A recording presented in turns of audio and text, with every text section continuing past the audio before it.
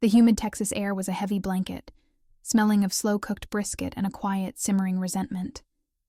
It was the annual Miller family reunion at Uncle Dave's sprawling ranch, a place Dad had always loved.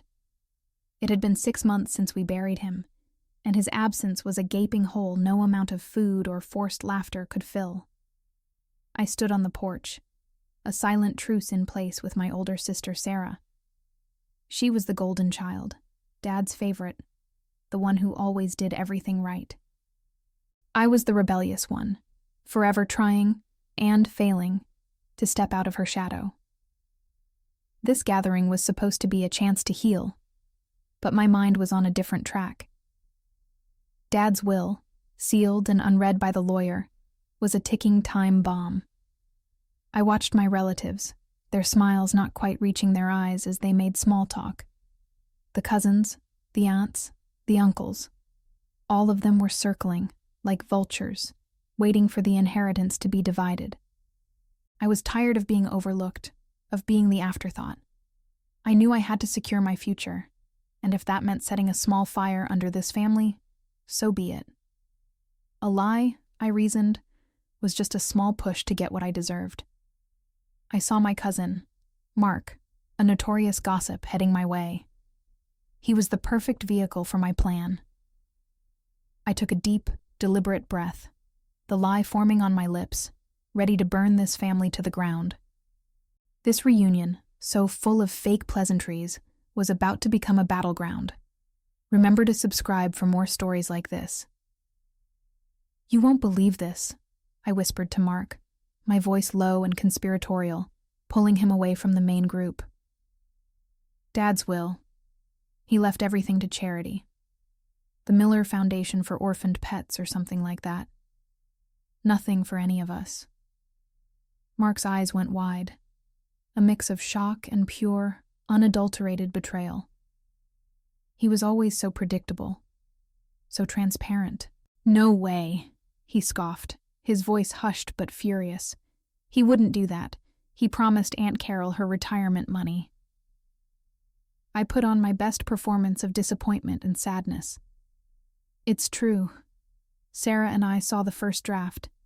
He said we all fought over his money while he was alive, and he wanted to make a point that family is more important than wealth. It's a cruel joke, especially for people like us who always needed a little extra help." The lie was a masterpiece of half-truths and manufactured details. The raw anger on Mark's face was deeply satisfying. I knew he'd spread the rumor like a Texas wildfire. Within minutes, the low hum of happy chatter was replaced by a furious buzz of hushed conversations. The laughter died, replaced by tense, suspicious whispers. I watched from the safety of the porch swing, a smug smile playing on my lips. My plan was working perfectly. Sarah approached me a few moments later, her brow furrowed with concern. "What did you tell Mark?" she asked, her voice tight with suspicion. "Nothing," I lied smoothly, the picture of innocence. "Just reminiscing about Dad's ridiculous sense of humor." She didn't believe me for a second, but what could she do? The seed of discord was planted, the storm was coming, and I was holding the match, ready to watch it all burn. The family gathering spiraled into a full-blown argument.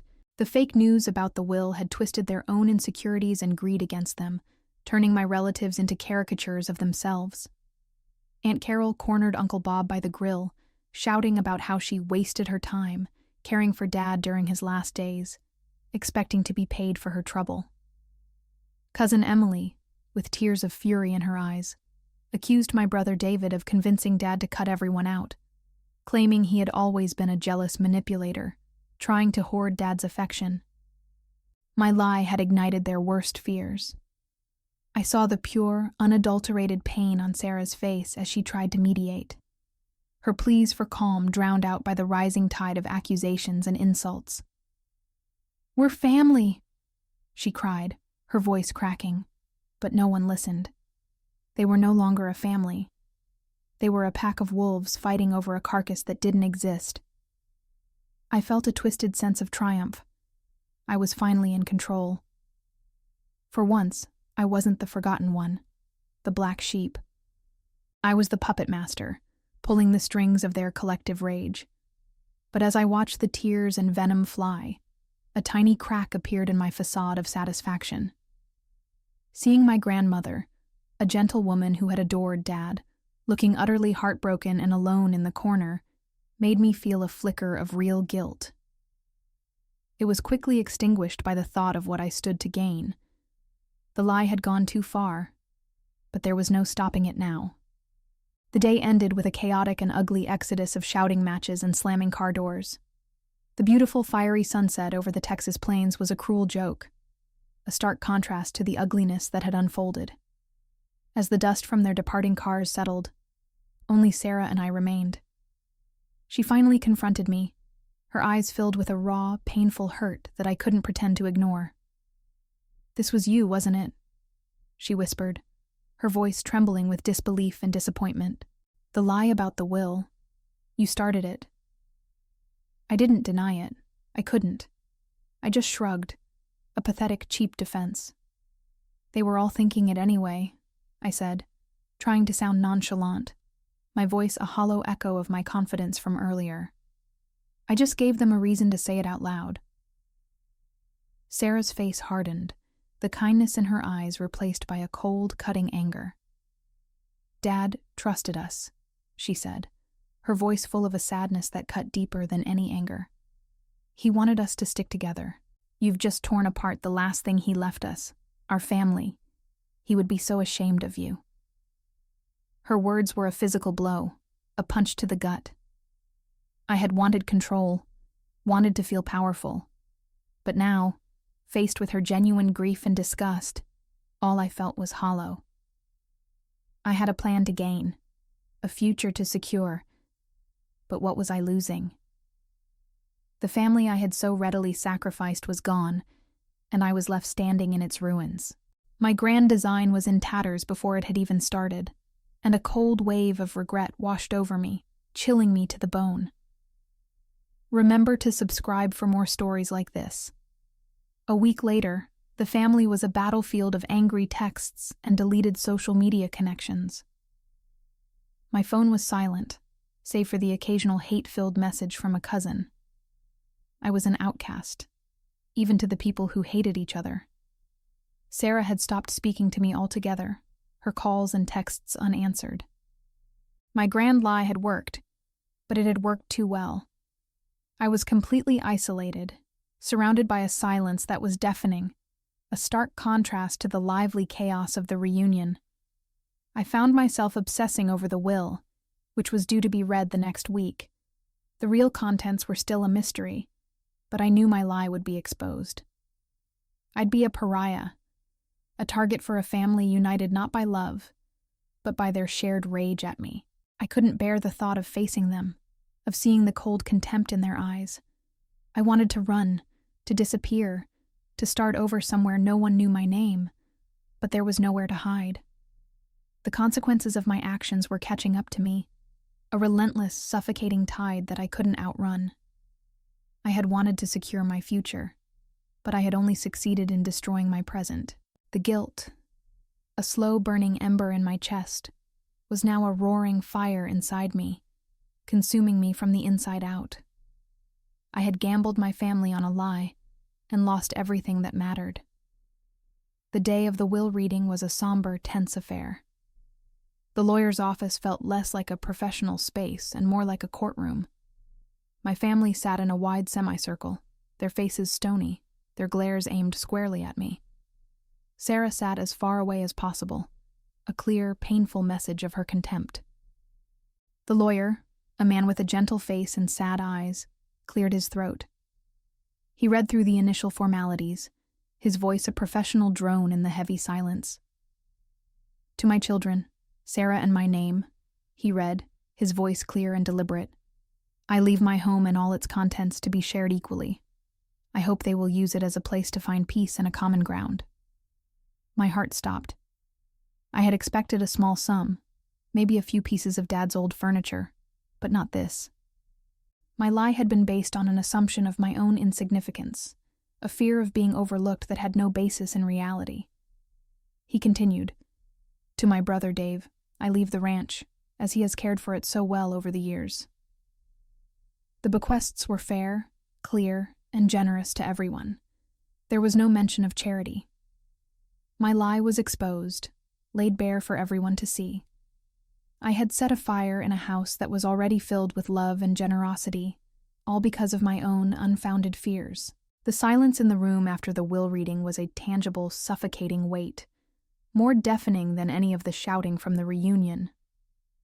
The lawyer, sensing the shift, quickly packed his papers and left, leaving us alone in the aftermath of my lie. My cousin Mark, the one I had first told the lie to, stood up, his face a mask of pure rage. "You did this," he spat, pointing a trembling finger at me. "You made us all believe we were getting nothing, just so you could watch us tear each other apart. You enjoyed it." The accusations flew like daggers, each word a deserved blow. Aunt Carol, her face still contorted with a mixture of shock and anger, screamed that I was a monster and a liar. My grandmother, bless her gentle soul, looked at me with pure, heartbroken disappointment, her silent grief more painful than any shout. She simply shook her head, tears streaming down her wrinkled cheeks. The family, united in their anger at me, was now a single furious mob. I looked to Sarah for help, a desperate plea in my eyes, but she just looked away, her expression a mix of shame and disgust. The sister who had always stood by me was now a complete stranger. I had always been the villain in my own twisted little story, but now I was the villain in everyone's story. The plan to secure my future had exploded in my face, leaving me with nothing but the smoldering wreckage of a broken family and a mountain of regret that I would have to carry alone. I had wanted a legacy, but all I had created was a toxic memory of me. The air in the office was thick with their hatred, a palpable force that pushed in on me from all sides. Each person's face was a mirror reflecting my own ugliness back at me. I saw the pain I had caused, the trust I had broken, and the love I had so casually destroyed. Their rage wasn't just about the lie. It was about the way I had manipulated their deepest fears and insecurities. I had weaponized their love for my father and turned it into a tool of destruction. They had been vulnerable, grieving, and I had taken advantage of it for my own selfish ends. The room was a whirlwind of accusations and recriminations, and I was at the center of it, a still point in a storm I had created. I had spent so long in Sarah's shadow, feeling small and insignificant. But now, in this moment of pure, unadulterated hatred, I was the most important person in the room. It was a terrible, lonely kind of importance. The weight of their collective fury was crushing, and I knew, with a terrible certainty, that I would never be able to outrun it. Remember to subscribe for more stories like this. The aftermath of the will reading was a lonely, silent one. My phone was still silent, save for the venomous texts. I moved into the house Dad left us, but it felt less like a home and more like a tomb. Every room held a memory, a painful reminder of what I had lost. I walked through the empty halls, the silence mocking me, a constant echo of my isolation. The beautiful, comfortable space Dad had created was now a monument to my shame. I called Sarah, but she never answered. Her voicemail, once a comforting sound, was now a cold reminder of the chasm between us. I left countless voicemails, each one more desperate and rambling than the last. I tried to apologize, to explain my fear of being left out, of not being good enough, but my words rang hollow even to me. I had to face the brutal truth. I was a selfish, greedy person who had destroyed her family for a lie. The regret was a constant gnawing presence in my gut, a physical pain that never went away. I had the house, the money, everything I thought I wanted, but I had lost everything that mattered. The weight of my actions was suffocating, and I was drowning in it. The house, this great inheritance, felt like a cage I had built for myself. I had traded the warmth of my family for cold, empty rooms and a soul-crushing solitude. The world outside my door seemed to be moving on, but my world had stopped, frozen in the moment of my betrayal. I spent my days wandering the empty rooms, touching the furniture, looking at the photographs on the walls. Each item was a story, a reminder of a life I had foolishly taken for granted. There was the old armchair where Dad used to read to us, the kitchen table where we had so many boisterous family dinners, the piano where Sarah would play for us on Christmas morning. The memories, once so cherished, were now tainted by my actions. I saw my younger self in the photographs, a happy, carefree girl, and I wondered where she had gone. The person I had become was unrecognizable, a bitter, angry woman who had traded love for an empty house. I tried to clean, to rearrange, to make the house feel like a home, but it was useless. The silence was too loud, the memories too painful. I had won the prize, but it was a poisoned chalice. I was living in a beautiful house, but I was completely and utterly homeless, adrift in a sea of my own making. One night, unable to sleep, I found an old photo album tucked away in a dusty closet in Dad's study. I sat on the floor, flipping through the worn pages, seeing pictures of us as children. Dad holding my hand, Sarah laughing next to me, our arms wrapped around each other. The smiles were so genuine, the love so real. The pictures weren't just images, they were fragments of a life I had forgotten, a life where I had felt safe and loved. I found a picture of Dad and me on the porch swing, the same one from the reunion.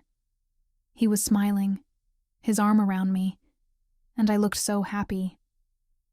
The memory came flooding back to me, a flash of warmth in the cold, empty house. We had talked about his will that day.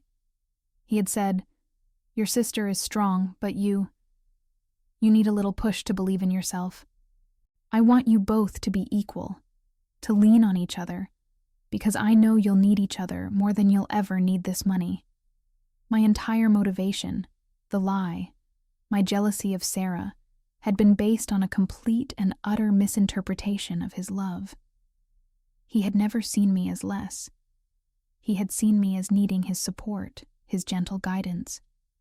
He had given me equality, not because he was trying to be fair, but because he saw a vulnerability in me that he knew Sarah would be able to help with. My lie wasn't just a lie to my family. It was a profound betrayal of my father's memory and his deep, unwavering faith in me. I finally broke, the sobs racking my body. I knew I had to make it right, not for the inheritance, but for my soul. The tears fell onto the old photographs, blurring the happy faces of my past. The grief I had felt for Dad's death was now compounded by the grief for what I had done. I saw his face in the pictures, his kind, patient eyes, and I felt a wave of shame so powerful it nearly knocked me over. I had taken his final gift, a gift of unity and love, and had twisted it into a tool of destruction. My fear of being less than Sarah had blinded me to the truth, to the reality that Dad had always seen us as equals. His will wasn't a competition, it was a testament to his love for both of us. The house, the money, the tangible things I had so desperately craved were meaningless without the family to share them with. My heart ached for the relationships I had shattered, for the trust I had so carelessly broken. In that moment, I knew that no amount of money could ever fix what I had done. The only thing that could even begin to mend the wounds was a genuine, heartfelt apology. The next day, I gathered every ounce of courage I had and went to Sarah's house. I sat on her porch, the same porch where we had so many good memories, waiting for her to come home. The air was cool and crisp, a welcome change from the oppressive heat of the reunion. When she did, she was a stone, her face devoid of emotion. She saw me, her eyes lingering for a moment, and for a second, I thought she would turn and walk away. But she didn't. "I'm sorry," I said, the words barely a whisper. "I was wrong. I was scared I wouldn't get anything, that I wasn't as good as you." I didn't mean to hurt anyone. I was just so lost. I poured out all the bitterness, all the jealousy, all the fear that had been festering inside me for years. It was a messy, painful confession. She looked at me for a long time, her expression unreadable, and I saw a flicker of the sister I had lost deep within her eyes. She didn't say she forgave me, but she slowly, silently invited me inside. Over a cup of coffee that felt like a peace offering, we talked for hours. We didn't talk about the will or the money. We talked about our dad, about our childhood, about everything we had been through. We laughed at old memories and cried over the new grief that had been born of my lie. I knew it wouldn't be easy, that the family might never fully heal. But for the first time in months, I felt a genuine sense of hope.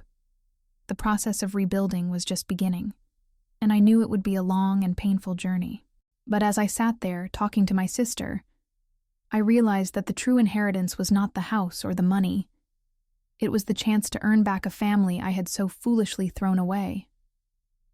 As I drove home, the sun was setting, casting a warm golden light over the city. It felt different this time, not a cruel joke, but a promise. The silence in my car was no longer deafening. It was a quiet space for reflection and a small measure of peace. I knew I had a long road ahead of me. I would have to face the rest of the family, to make my apologies, and to live with the consequences of my actions.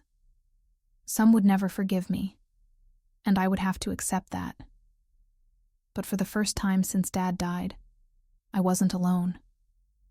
I had taken the first step towards reconciliation, towards healing. I had held the match that started the fire, but I had also been the one to find the water. The beautiful, empty house was still just a house, but it no longer felt like a cage.